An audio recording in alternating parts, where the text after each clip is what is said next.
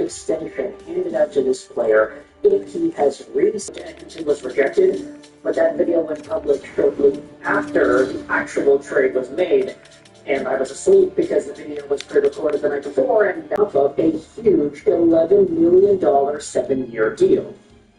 For the most part, I think a lot of fans would say that Tavares lived up to the hype that he had as a captain and top-paid player on Toronto. At least, at the very beginning, he certainly did. 88 points as a career high for a 24-point campaign in 75 games this most recent season. Sure, he's a little slower than you would like him to be, but he's smart, he plays well defensively, he has that leadership, and he has the skill to produce 70-plus points on a year. John Tavares, even though he is 34 years old, is still a very valuable player. Which is why, when we head over to this article published by David Pagnotta 2 days ago, Trade Activity Picking Up as the NHL Draft Nears, you will find an update that is quite shocking and one that I think contract talks between the Maple Leafs and John Tavares were close or far. We were told they are in the process, quote-unquote, of negotiating. Well, earlier today we were told the two sides aren't close at all. While we are still 10 days away from July 1st, leaving plenty of time to iron out a new deal, it sounds like the Leafs have pitched a 3-year deal worth less than $4 million a year. That will get it done. Let's see how things progress. Let's just do some quick maths over here. Less than $4 million a year. Let's assume 3.9. It's a pretty conservative number just to play in that ballpark. 3-year deal worth $3.9 million a year. That's $11.7 million total.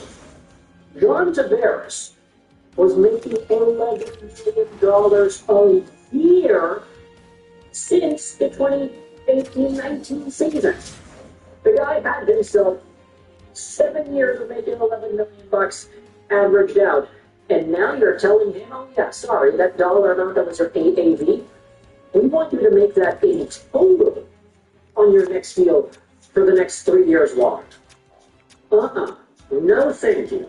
Sure, John Tavares is 34 years old. I'm sure he probably won't get a contract that's in the $11 million range again. But a discount at 4 point something stub, 4 point something? Like, bruh, what are you doing, Brad Treliving? It's not going to get it done. I get it, you can talk about all this negotiation, right? You have to start low and work your way up if you're the team, and you have to start high and work your way down if you're the player. That's a terrible lowball offer, and it should be shameful. This is how you treat a guy that was the captain of your team for 6 years? This is how you treat a guy who came in and was able to just take over in a leadership role? He was a point-per-game guy last year. What gives?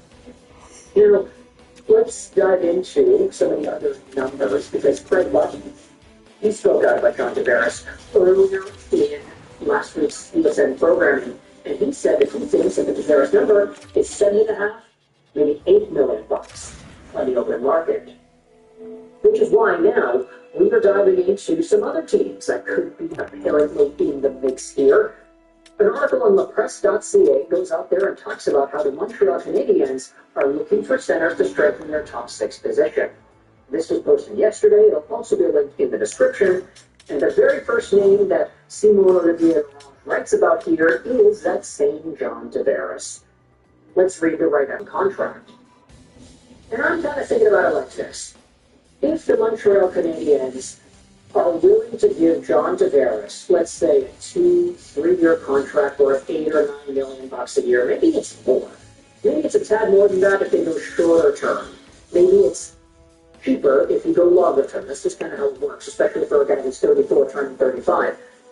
If the Montreal Canadiens go short term and they target somebody like Johnny T, I actually do think it's a really good, solid idea when you take into account the other development of younger Canadian centers.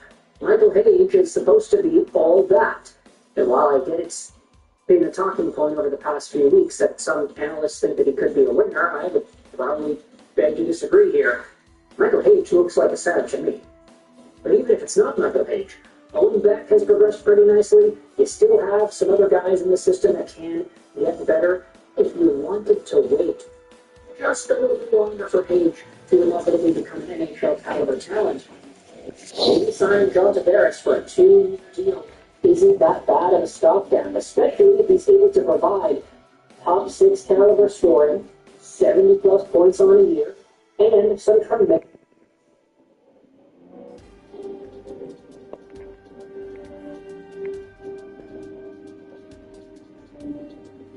Welcome back. All right, trade has been made in the National Hockey League, so let us discuss. Trevor Zegras, there have been rumors for years that he's going to get moved, and he has been moved down to the Philadelphia Flyers. So it's an easy transition going from a team that wears orange to a team that wears orange, so that helps. But for Zegras, he's 24 years of age. Now, what's interesting with Zegras is he's listed as a center, but he's played on the wing for Anaheim recently. Philadelphia may very well move him right back to the middle because they do need depth down the middle, and a center was traded the other way in this trade as well, and Ryan Taylor. So Zegras this past season, 57 games, 12 goals, 20 assists, 32 points. Respectable total. However, there's always been more expected of Zegras. I've already seen it pointed out on social media, hey, Zegras could play with Michkov. Yeah, I'm sure Philly's thinking about that too. So it is a $5.75 million contract for Zegras. On the Anaheim side, getting Ryan Taylor. The stats are almost the same. 68 games, 12 goals, 19 assists for 31 points. Obviously played 11 more games, only had one less point. And I like Taylor to the bottom 6 forward. Very likely. I would think that he'll be on the third line for Anaheim. He has a $1.9 million cap hit. He's another restricted free agent next summer. Also going to Anaheim, the number 45 pick in this year's draft, as well as a 4th round pick next season. So a couple of draft picks going to Anaheim in this one. But I think Philadelphia's got to be happy with what they've done here. They still have the number 6 draft pick in this weekend's draft. And they've got other draft picks there as well. So, yeah, Philadelphia, they have improved their depth in terms of the top 6 forwards here. Because I can't see Zegras playing outside the top 6, and I do think that they'll try him at 7. I think that'll be the plan.